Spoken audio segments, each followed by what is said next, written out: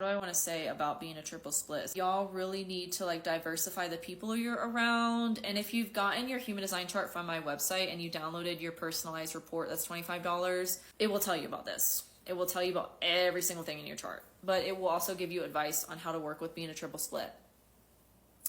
Because it depends on what centers you have that are split from each other that are defined for how that's going to show up for you in a more specific way and like what your channels are. In general, you kind of need to be around a lot of different people, like going to coffee shops or like co-working spaces, bookstores and places like that. Also practices like grounding things like yoga, meditation can be really helpful for y'all too, breath work.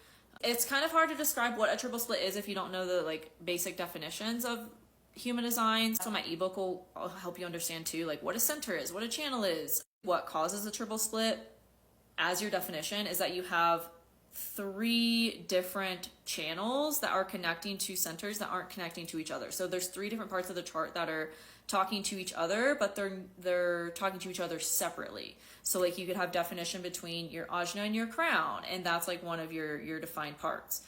And then you have definition between your root and your solar plexus, and that's your second defined like part. And then the third definition could be between your sacral and your G center, but they're talking to each other separately. They're not cohesively talking to each other. Does that make sense? I know it's kind of like I said, if you don't understand the language, it can be like, what the fuck is she talking about? But that's what it means to be a triple split and why that's your definition.